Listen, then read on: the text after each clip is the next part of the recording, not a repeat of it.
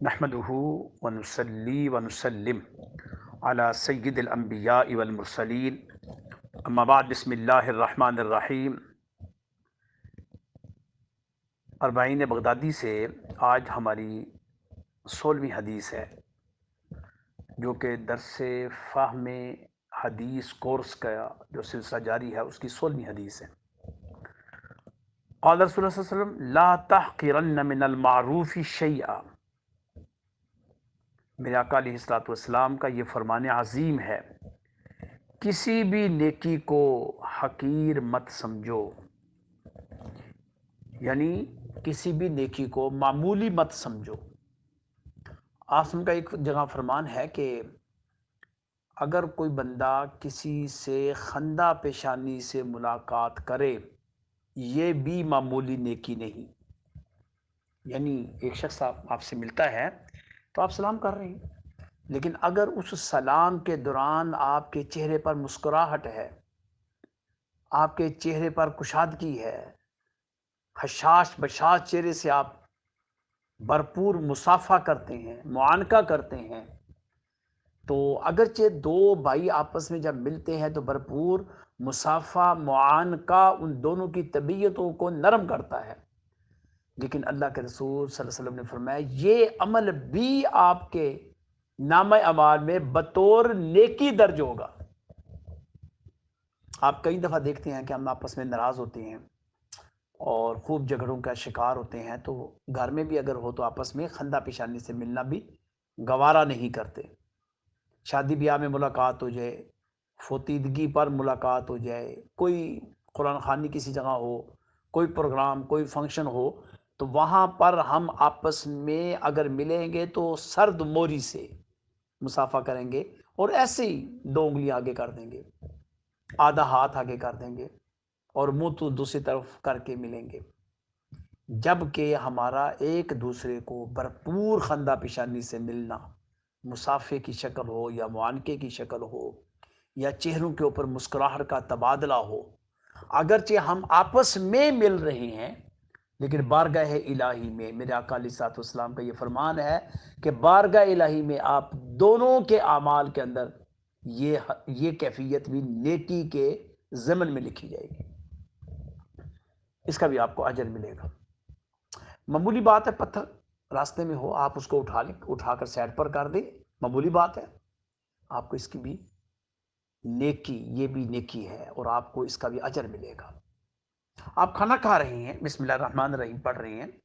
اور اس کے بعد پورے برتن کو صاف کرتے ہیں، انگلیاں چاٹتے ہیں، تو آج کل تو ہمارا فیشن بن گیا کہ انگلی چاٹنا ہم توہین سمجھتے ہیں، تو پلیٹ کو صحیح طریقے سے صاف کرتے ہیں، یہ معمولی سی باتیں ہیں، لیکن یہ بھی اجر کے لیے بڑی اہمیت کی حامل ہیں۔ آپ کسی محفل میں بیٹھے ہیں اور کوئی بڑا آدمی آپ کے سامنے تشریف فرما ہے اور آپ اس کے سامنے پاؤں کو سمیٹ کر بیٹھے ہیں، جسم کو سمیٹ کر بیٹھے ہیں، چہرے کو ایسے ناگواری سے اور غصے سے نہیں دیکھ رہے، بڑی عاجزی اور مسکینی کے ساتھ کوئی ہمارے سامنے بڑا بیٹھا ہے، کوئی بزرگ ہے، کوئی باپ ہے، کوئی ماموں ہے، کوئی چچا ہے، کوئی مرشد ہے، کوئی بھی ہے، تو آپ سمٹ جاتے ہیں، ادب کے ساتھ سمٹ جاتے ہیں، تو یہ بھی نیکی ہی کے ضمن میں باتیں آتی ہیں۔ اسلام کا منشا اور شارع علیہ الصلوۃ والسلام کا منشا کیا ہے؟ منشا یہ ہے کہ ایک انسان جہاں تعلیم حاصل کر رہا ہے وہاں اس کی تربیت بھی کی جائے۔ بڑی بڑی کتابیں ہم پڑھتے ہیں، تعلیم ہے، لیکن تربیت کے لیے آپ کو کسی صحبت کی ضرورت پڑے گی،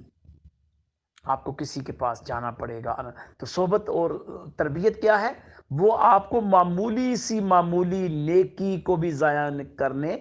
نہیں دے۔ مثلا ہمارے یہاں اکثر گردش ہوتا ہے جی کہ کوئی بندہ آیا ادب کے ساتھ نہیں کھانا چاہیے، شرک ہے، یہ کہاں لکھا ہوا ہے؟ ایک ذہن میں بات بن گئی، بس ہی ادب کسی کے لیے ادب کے ساتھ نہیں کھانا۔ سینکڑوں ایسی احادیث ہیں میرے آقا علیہ الصلوۃ والسلام کے فرمان کے اندر، سینکڑوں کتب احادیث کے اندر یہ چیزیں موجود ہیں کہ آپ صلی اللہ علیہ وسلم نے خود اگر کسی دوسرے قبیلے کا سردار آیا تو آپ نے ادب کے ساتھ اس کا استقبال کیا ہے، اس کے لیے چادر بچھائی ہے، فرمایا کہ یہ اپنے قبیلے کا بزرگ آدمی ہے۔ تو اس لیے اگر آپ کوئی علم کی وجاہت کے لحاظ سے، کوئی باریش ہے، کوئی سفید بال ہے، بزرگ ہے، کوئی صاحب ولی ہے، ولی کاملوں میں شامل ہے، بڑی خواتین ہیں، ایک دوسرے کے لیے کھڑے ہو کر ملنا